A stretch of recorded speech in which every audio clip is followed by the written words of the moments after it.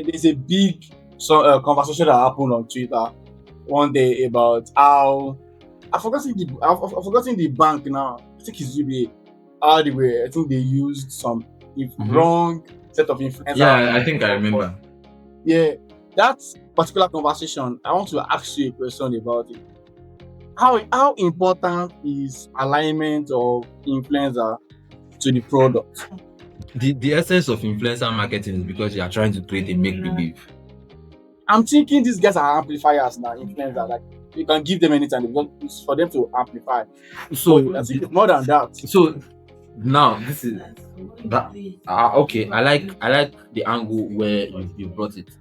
There are amplifiers who, if Tony Elumelu says something, right, and then Asiwaju Larry picks it up and makes a random tweet about it, he can amplify that conversation.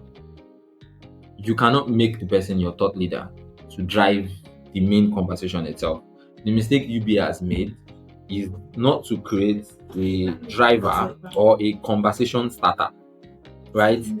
To say this is what it means, and then they now took an amplifier to now create like a make-believe situation. What happened to like Olumide Capital, who consistently says stuff about finance and everything, and then Olumide Capital says something about finance, then you have a couple of other finance guys to tweet about whatever subject matter UBA was discussing at that particular point in time, and after a while, right, you have your amplifiers to then amplify that conversation.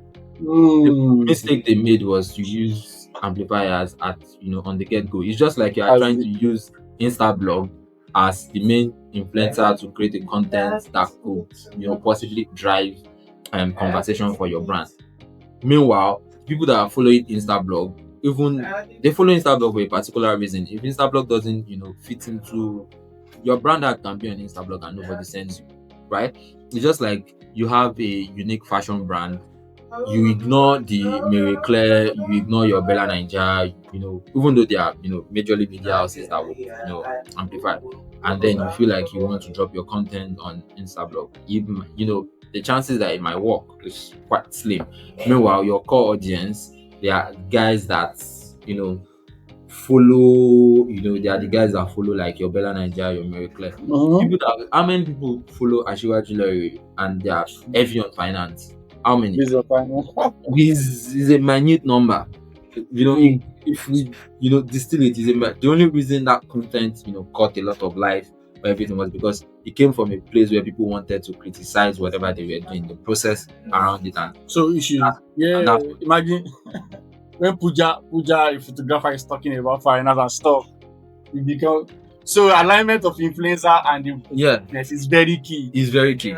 It's super key, and you need to do it, and you need to do it well. That was lazy work. I think I saw that conversation. I just didn't get involved, but I knew that's lazy work. I get it now. So the actual thought leader has to align with business. They have to align them. When they put it down, the amplifiers can now come and push it.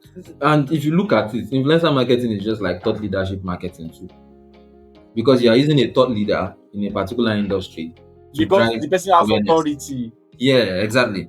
That's literally what influencers. They are banking on the authority of the person. Of the person is the credibility of the person. That's what you are investing on.